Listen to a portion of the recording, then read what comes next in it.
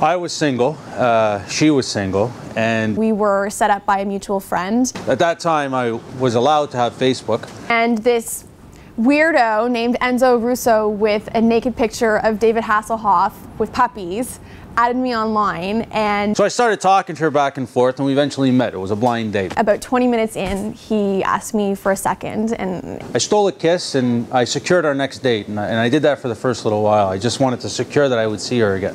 I barely knew this person, and I said, okay, let's just see how the date goes, and you know. I instantaneously fell madly, deeply in love with her. I didn't know if I liked him, but I was so morbidly curious about what would happen next that I said yes when he asked me out 20 minutes into the date. I told her that I was a professional horseback rider. At the very end, when he was driving me home, he said, you know what, I had an absolutely great time. I really like you. I really want to take you horseback riding. I only been on a horse once before that, and I told her that I was going to rent 2 horses and go on a nice picnic. That never happened. It's been almost 3 years together, and we've never made it out here. When this first came out, I was excited. I'm happy because this has been a promise that I've been giving to Nicole for quite some time.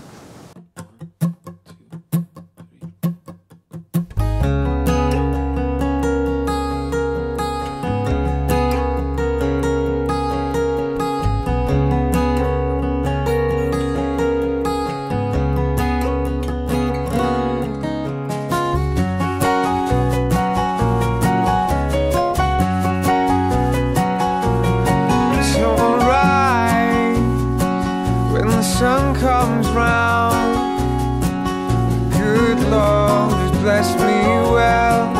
Day to put my plow to the ground.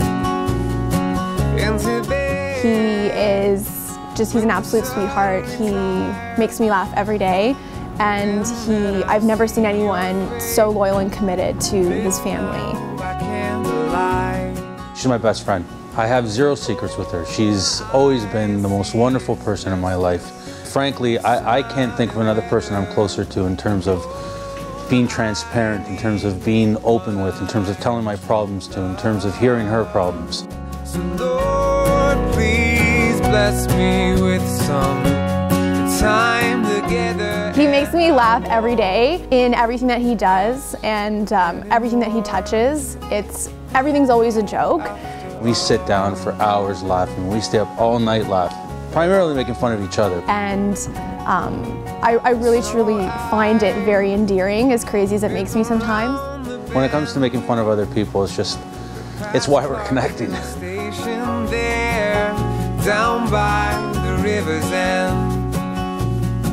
Heard tales from far away. That's where the stars are by.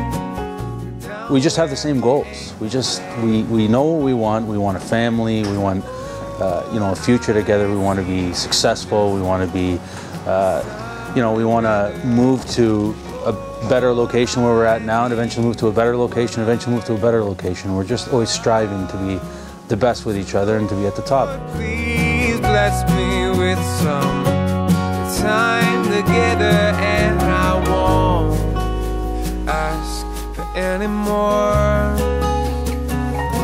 After all, after all, after all it is said and done, after all, after all. It was at his family's cottage up north.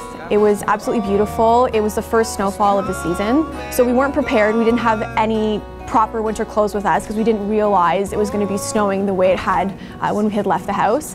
So we dug it through his grandparents' basement for all of their old dress-up clothes. So we head out in these crazy outfits out to the beach in Wasaga. So he forced me to cross this river. We got soaking wet, across this island, and I'm thinking like, okay, what's going on here? Like, why is he taking me through all this? And then he asked me for a tissue because his nose was running, and I was rummaging and looking for a tissue in my terrible jacket.